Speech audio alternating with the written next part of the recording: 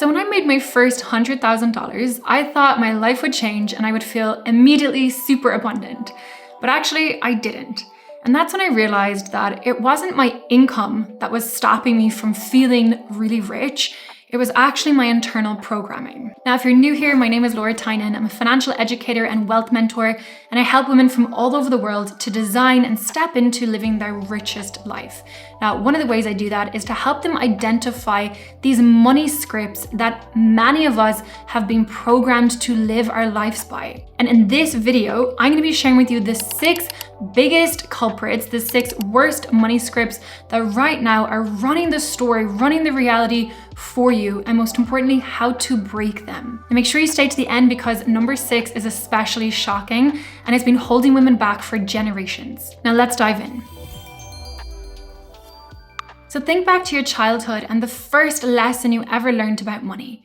Maybe it was that money doesn't grow on trees. Now imagine hearing that same thing again and again, hundreds of times when you were a child. Every repetition was like a tiny download, installing this scarcity software into your mind. And maybe it didn't stop there. Maybe you also heard things like, best to marry rich because men are the breadwinners, or just be happy with what you have. Don't be too greedy and ask for more. These aren't just phrases. These were programs that literally were not just being heard by the child version of you, but are actually running the show for the adult version of you. So remember this, your childhood money mantras become your adulthood money prisons. And maybe the worst offender of all, which I have heard time and time again, is money is the root of all evil. And that's not even what the quote is. It is the love of money above all else is the root of evil. So yes, if I go out and I love money above people and I do things to hurt others in the pursuit of money, that is an evil energy. But the love of money is not evil. But somehow the majority of people, millions and billions around the world, have it in their head that the love of money is the root of all evil. And so they equate the desire for money as something bad, something negative, something that they should feel shameful about. Now, I see this especially with women who for centuries have been kept out of money conversations and kept from having even access to money. So my invitation for you is that the next time one of these mantras comes up, maybe from a good meaning sibling or family member who is still programmed with scarcity, or maybe it even pops up in your own mind, is simply just to replace it with something else. So for example, being rich is my birthright. Money flows to me with ease. Money is simply compensation for value that I add to the world. Or create a mantra that really resonates and makes your heart sing. Now, childhood programming was just the beginning, because while you were absorbing those money mantras at home, your TV screen was quietly setting you up for lack in other ways. Which brings me to number 2. So think about it. In almost every movie or TV show you watch, who is the villain? It's the greedy CEO. It is the evil billionaire. It is the angry multimillionaire who is out for no good. So Hollywood has been drilling this message into our minds for decades. If you've ever seen the movie Wall Street, you'll remember Gordon Gekko screaming like a vulture, "Greed is good." Or if you like some TV shows like I do, like Succession, this billionaire family are really portrayed as these low ethical, low moral people who will do anything to protect their empire. Meanwhile, who tends to be the hero in these movies? It tends to be like the broke average worker or the person who has nothing really to show for themselves, but somehow comes across more authentic and likable. So Hollywood has literally programmed us to think that choosing wealth means choosing misery or choosing corruption. And that is the biggest lie that's ever been sold. But here's the truth. Money does not change you. It doesn't make you a bad person. It actually just amplifies who you are. Because now you have more resources to go out into the world to be, do, and have more of what's already inside. And the truth is that some of the wealthiest people I know are also some of the most philanthropic, the most generous, the most kind and caring people. But the real detriment of this whole lie that has been sold is that if you believe that money is the root of all evil and it's going to make me a bad person, your subconscious mind is now locked into that belief.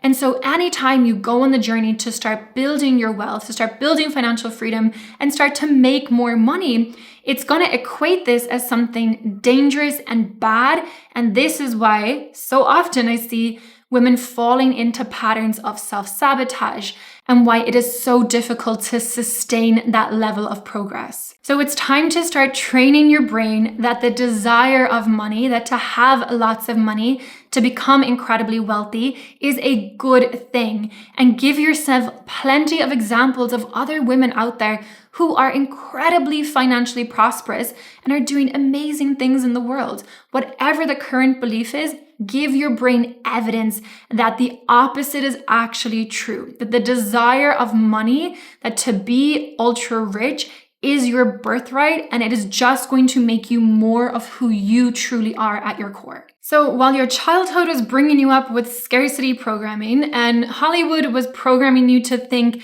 that wealth was bad and greedy, there was something else going on that was stealing money from you on a consistent basis. And that is what leads us to number 3.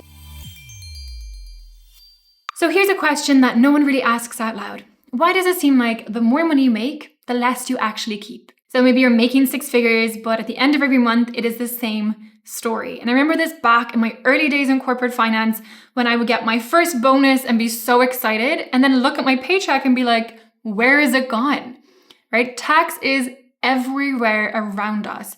It's on our income, it's on our house, it's on your investments, your savings, when you go to the store, when you drive your car, everything. They will even tax you after you have taken your last breath on this earth and you have left anything behind for your kids or family. Because the house always wins, and unfortunately, love, you are not the house. You are the player, like I am, getting played. So let's do things differently. When I hung around with people who had a lot of money, and I'm talking multi-millionaires, something that really struck me was how savvy they were when it came to tax. They would talk about the charities that they would have, the trust they have set up, the different schemes in place, the businesses, the ventures.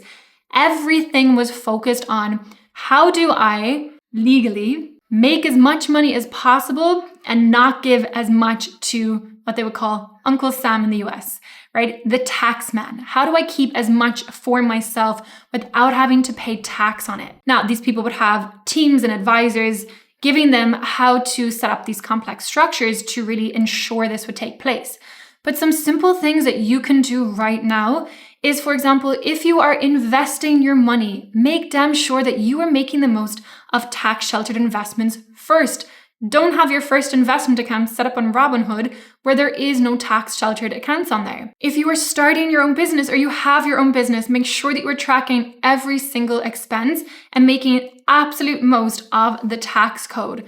So I say, yes, we can do all of this very legally, ethically, but make sure that what is available for you that you are taking advantage of. Because every single dollar, pound, euro that you save is another dollar that you get to put into your investments to go work for you, that becomes an employee for you, that is out there making money for you. So there's no way to avoid taxes, but there's definitely ways to be savvy about it and manage them. So it's time to become a student of tax, even though I know it can sound a bit yawn, but it's gonna definitely help you accelerate your wealth journey by setting things up in a very savvy way. Now, taxes are just one piece of the equation. Long before you ever got your first paycheck, there was another programming happening that was stopping you from really feeling and becoming ultra rich. And that is number 4. You spent over a decade at school learning, but did you ever learn about managing your money, saving, investing, building wealth, creating financial freedom? I'll pause and wait. No, never. Now, I don't think that's by accident. I think that's by actual intentional design, right? The majority of schools were set up during the industrial age where they wanted people to become obedient workers, not wealthy leaders. So they taught you Shakespeare, but nothing about compound interest. They told you how to do well in exams, but never to fill out your own tax form. So then you graduate, you get a good job, you climb the corporate ladder, you make some extra money, and nothing still changes. You still don't feel rich. You're still not living your richest life. And that's not because you're a failure. It's because the system has worked exactly as it was designed to. So have the wake-up call that your real education is starting now. So it's time to educate yourself, empower yourself with how to start your own business, with how to manage your money, with how to invest so money becomes your employee and you don't stay stuck the rest of your life trading your time for money and being stuck in this trap. It is time to break free and liberate yourself so that you can go on and live your richest, most fulfilling life. Now, as you're going on that journey, be aware of trap number 6, which has been designed to make you feel stupid on purpose. So perhaps you've tried to learn about investing in the past, but maybe you felt like you were literally reading another language, like quantitative easing, asset allocation, diversification, alpha, beta, bulls, bears.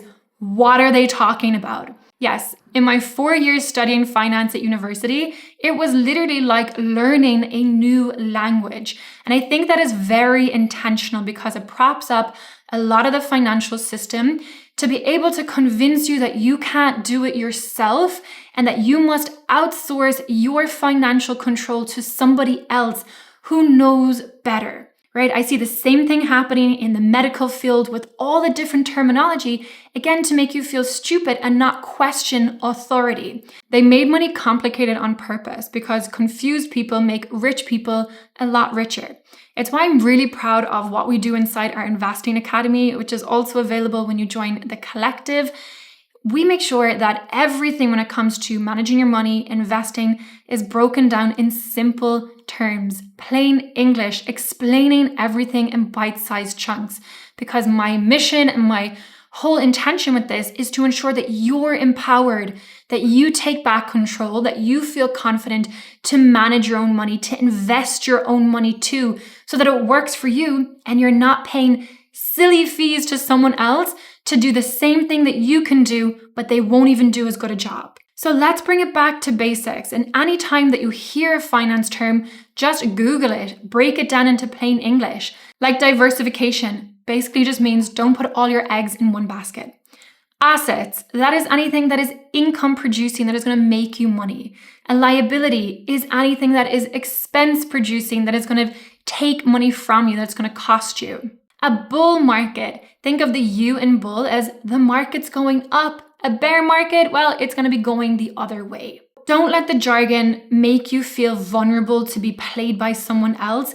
Get educated, get empowered, put yourself back in the driving seat of your own financial destiny, because I can tell you, nobody cares as much about your money as you. So do not outsource this to somebody else to manage for you. So I've shared some major big traps that are keeping people stuck financially, but none of them compare to the 6th trap, because this one's not just cultural.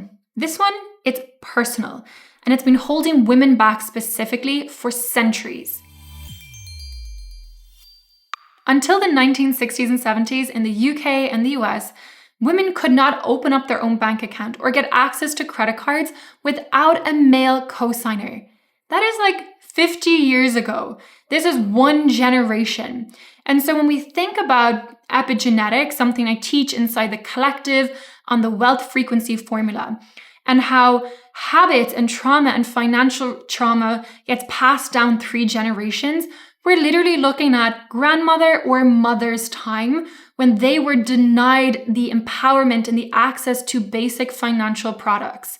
So don't be surprised and don't be hard on yourself if you feel like your relationship with money isn't the most thriving yet. For centuries, women were told that managing money, taking care of the finances wasn't their place and wasn't their role. And so even though the laws have changed and everything on paper might seem a lot more equal these days, the programming is still very strong.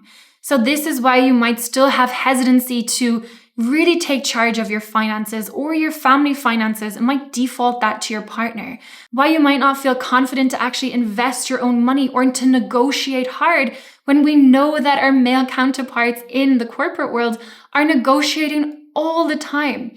So your ancestors didn't have the opportunity for things to be different, but you do. So honor them, take action, get educated, get empowered, and do things differently. Now, I know that strategy alone is not enough, that we need to shift things on the internal, in the inside, so that we can clear this generational trauma, these generational patterns. If that is something you're interested in, check out the collective. The link is down below in the description, where you'll see that's exactly what we do inside there. So now that you've seen all 6 traps, I know you will never be able to unsee them again. So please know you were never broken. You were just programmed with scarcity software and a whole system that was designed for you not to be living in your most financially thriving life. But here's the beautiful truth. If it was programmed and created and installed in you, it can also be identified with awareness, which you now have, and deleted. So the next time you catch yourself having a limiting thought about money, notice it, bring awareness to it, and realize this is not my thought. This is a thought of the system, and I reject it. Replace it with, wealth is my birthright, money flows to me with ease, and I deserve to live my richest life. Because once your mind and your body is free of this programming and free of these limitations, money has no choice but to flow to you, because that's who you are at your essence. You are an abundant, rich person. Now, if you want to continue on this journey, make sure you check out about the collective down below in the description, or go check out this next video here and we'll keep the momentum going.